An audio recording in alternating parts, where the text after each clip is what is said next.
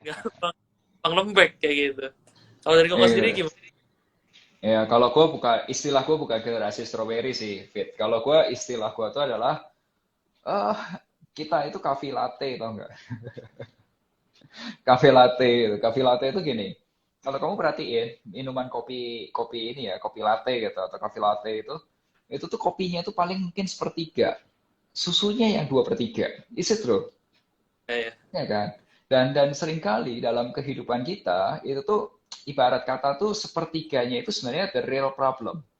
Mau Yes. masalah keuangan, mau masalah komunikasi, mau masalah percintaan, mau masalah everything lah. Itu sepertiga.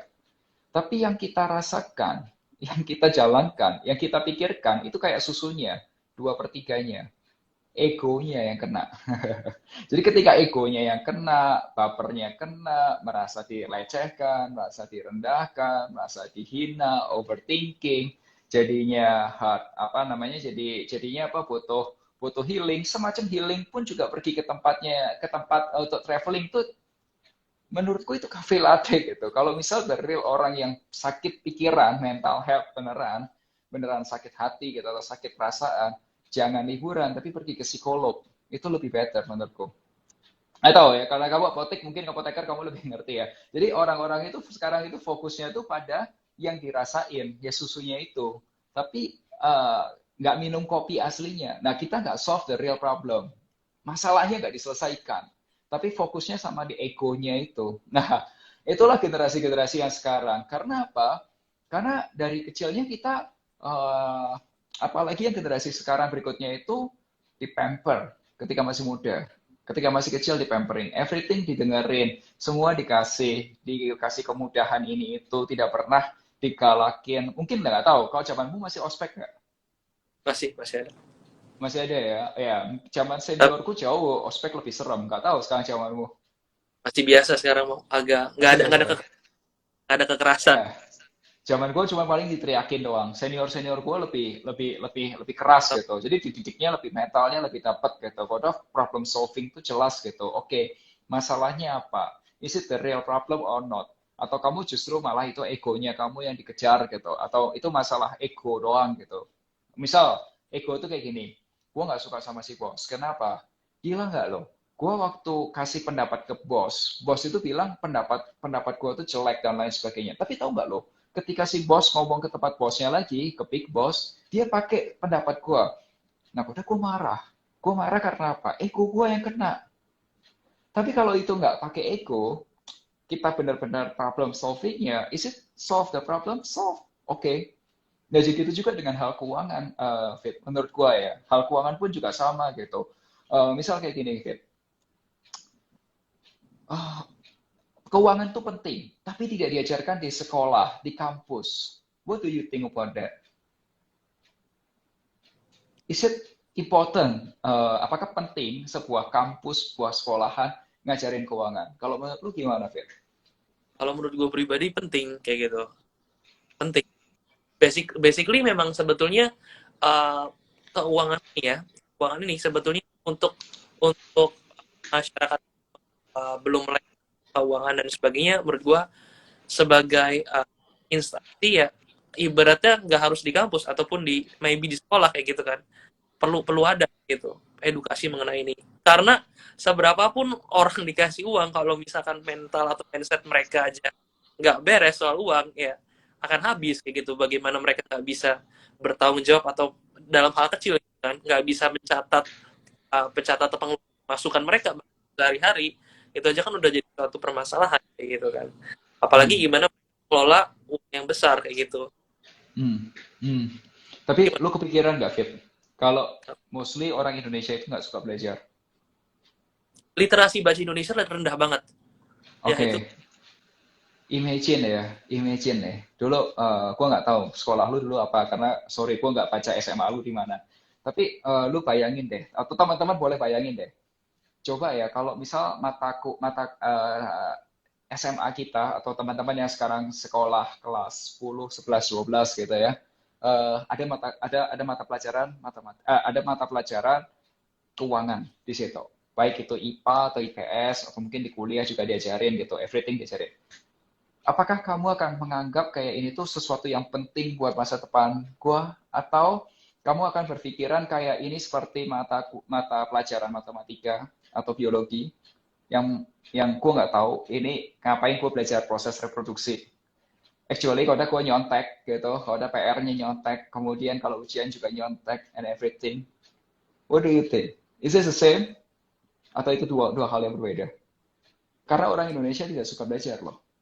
Ya, Jadi apakah itu solusinya ketika ya, ya. apakah solusinya dengan di kelas gitu ya?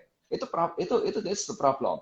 Menurutku menurutku gini, makanya yang aku kasih tahu lebih ke mungkin yang dibutuhin bukan cara belajar seperti di kelas, tapi cara belajar waktu dulu waktu SMA, salah satu mata pelajaran olahraga itu adalah renang.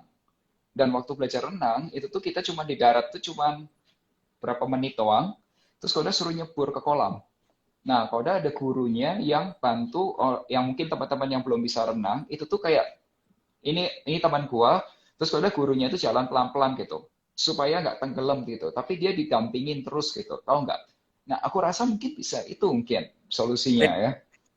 Metode pembelajarannya ya kok ya. Jadi memang benar-benar implement yang mungkin praktek dan juga ada yang membimbing juga, nggak hanya satu arah juga. Jadi ujung-ujungnya orang juga mungkin males ya menganggap itu ya sama kayak mungkin karena mereka nggak merasa itu perlu saat itu juga. Jadi akhirnya mungkin diabaikan saat itu kayak gitu. Dan akhirnya selesai. Yes. Yes.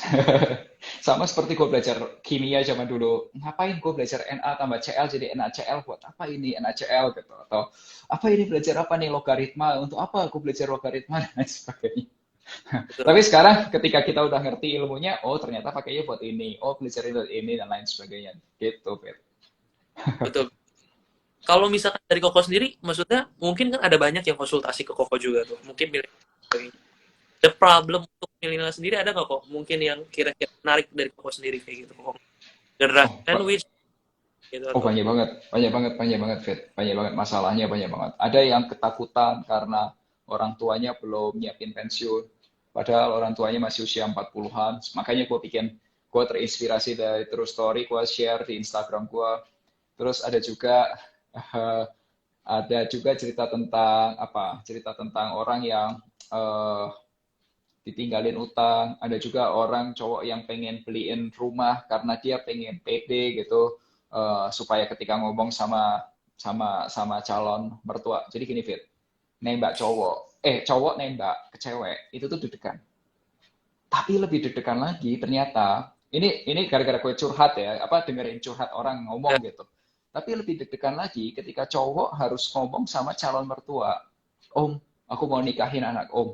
Itu lebih deg-degan lagi gitu. Jadi waktu itu ada yang curhat ke gue dengerin aja. Oke, so apa yang aku tanya, apa yang bisa bikin kamu lebih pede gitu. Sekarang kan income kamu juga sudah stabil, terus kalau sudah savings kamu sudah punya dan lain sebagainya. Dia ngomong sama aku, kok di usiaku yang masih 20-an tuh, 20, aku lupa, 27, 28 itu sekitar gituan lah, orang Indonesia biasa nikah.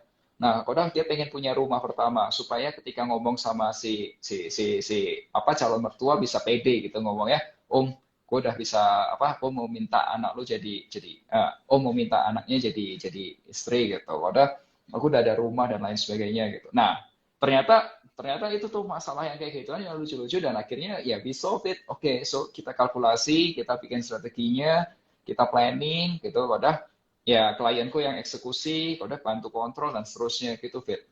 Ceritanya macam-macam, Fit. Nah, makanya itu aku bisa menemukan kayak coffee latte. ya, Jadi ketakutannya betul. itu kayak latte-nya, tapi begitu di problemnya di squeeze, ternyata masalahnya cuma kamu pede kalau kamu bisa punya rumah gitu. Ya udah, oke yuk, gue bantu solve gitu. Gitu, Fit. Betul, betul. Sebetulnya ya tambahan lagi yang gue ngeliat sebetulnya sekarang untuk milenial kita bicara soal meningkatkan pendapatan pasti juga kita mengurangi berarti pengeluaran-pengeluaran yang nggak perlu jadinya ya kayak gitu kan. Hmm. Uh, kita kita ngeliat sebetulnya kalau kalau gue sendiri ngeliat memang orang ibaratnya milenial sekarang anak-anak muda sekarang mengenai pajak sebetulnya ya kan bagaimana tahu sebetulnya pajak progresif kayak gitu pelaporan pajak dan sebagainya kemarin soalnya pengalaman gue sendiri, gue di email sama orang pajak kayak gitu kan mengenai ini begini begini. Nah ini maksudnya di pembelajaran sama-sama sih supaya uh, ibaratnya teman-teman juga aware mengenai pajak ini atau pelaporan harta dan sebagainya gitu ya, event saham atau apapun juga kayak gitu kan. Nah ini apa ya, itu tadi investasi leher ke atas ini memang cukup menarik buat buat teman-teman juga apa pahami gitu. Dan Hmm. pencatatan pencatatan pengeluaran pemasukan juga, ada orang-orang mungkin apa namanya sekarang nggak banyak, tapi ya teman-teman ketika memang disiplin saat ini ya pastinya nanti ke depan juga untuk hal yang lebih besar teman-teman juga udah terbiasa kan melakukan itu kayak gitu, dan akhirnya bisa memangkas hal yang nggak diperlukan kayak gitu ya. Hmm. Betul, betul, betul. Kalau lu sudah ada masalah pajak, biasanya ya Fit ya, itu masalah level 2. Jadi, berarti income lu cukup gede, jadi itu dinotis sama pajak, makanya lu dikasih surat-surat. Iya, gue kemarin beberapa kali konsultasi juga kayak gitu ke beberapa teman-teman gue. Jadi kayak juga something yang maksud gue akan ada level-level di mana kita akan belajar hal baru ketika kita udah sampai suatu level tersebut kayak gitu, dan ya sama-sama siap untuk hal itu, dan itu akan menarik sih sebetulnya Hmm. ya kayak jadi Hmm. kayak unlock suatu hal lagi yang baru kayak. Iya, iya, iya. Itu selalu masalahnya beda-beda kan di level tertentu kan. Ada yang levelnya sekarang lagi gedein income. Ada yang income-nya Betul, sudah gede tapi kena masalahnya di apa problemnya di pajak atau di mana dan seterusnya gitu. betul, Ya, makanya itu fit macam-macam lah. betul. Nah kalau misalkan balik lagi ke meningkatkan pendapatan milenial, sebetulnya kemarin itu kok kalau misalkan gue ngeliat temen-temen gue juga memang mereka yang jadi agen asuransi itu mereka cukup ini ya, cukup banyak juga mendapatkan klien ya karena mengenai COVID dan orang-orang takut Oke. dan sebagainya. Ya.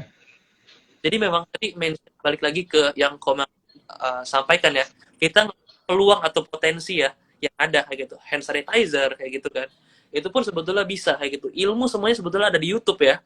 Sebetulnya kita mau bikin atau ya tadi menjadi agen asuransi juga sebetulnya bisa aja kayak gitu kan, how to-nya dan sebagainya. Jadi peluang-peluang seperti ini sebetulnya ada dan kita tinggal belajar aja kan untuk hal tersebut kayak gitu. How to-nya udah ada, ya gimana kita mau gerak-gerak aja kayak gitu kan. Cari partner yang sesuai juga kayak gitu. Nanti Hmm. kalau misalkan perkara untuk apa namanya uh, scale up dan sebagainya kan itu urusan-urusan berikutnya ya. Yang penting kan mulai dulu aja kayak gitu kan. Iya, iya, iya. Yang penting mulai dulu dan ya pelajarinya skillnya gitu. Ya, betul. Terus kalau Koko sendiri ngelihat untuk sekarang, maksudnya di masa-masa pemulihan ekonomi ya, kok ya. Hmm. Ibaratnya yang Koko lihat mengenai uh, anak-anak muda kayak gitu, insight yang Koko bisa ada nggak kok anak-anak muda sendiri?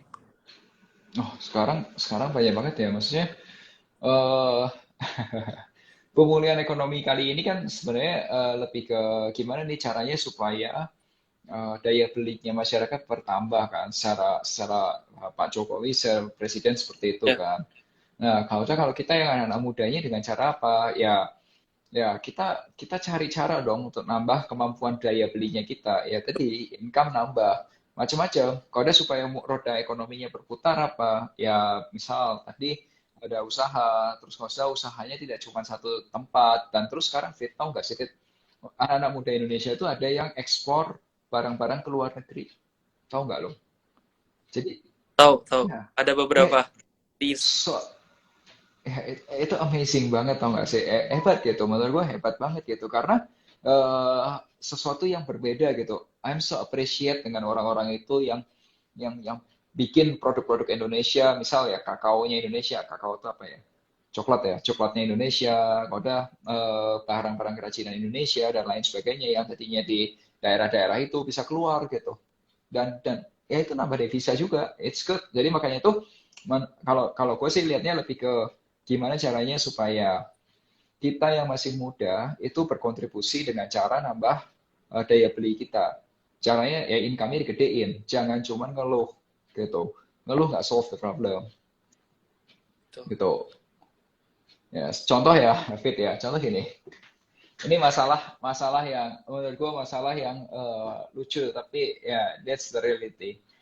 Eh, Gaji pertama nih ya, without knowledge, without skills, without network kerja di perusahaan, kerjaannya hasilnya normal-normal aja, nggak bagus, nggak jelek gitu. Terus kalau usah protes, income-nya minta digedein.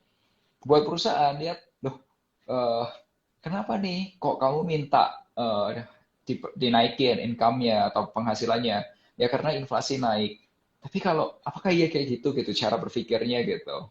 Apakah berpikirnya nggak dibalik gitu? Misal kamu give more, kamu kasih ke sesuatu lebih ke perusahaan atau ke apapun ke customer kamu, terus kalau misalnya kamu charge dia lebih mahal gitu.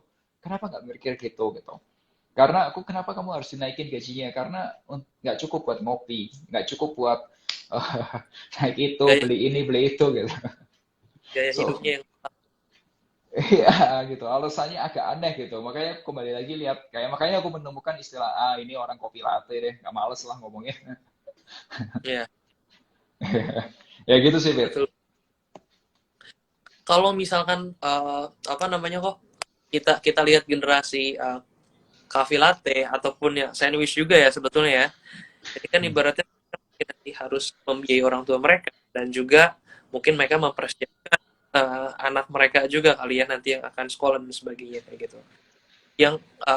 Yang sebetulnya mereka lakukan atau mereka perlu tadi yang tadi kita kita lihat adalah ketika mereka mungkin pusing dan mereka ngerasa ini adalah sesuatu hal yang ibaratnya di kepala mereka dan mereka nggak keluarkan aja kayak gitu ya, entah Hmm. itu konsultasi atau pas lagi tadi kita ternyata bedah sama-sama gitu kan, ternyata ya masalahnya itu tidak tidak lebih besar dibandingkan sensasi atau kepanikan dia sendiri kayak gitu ya.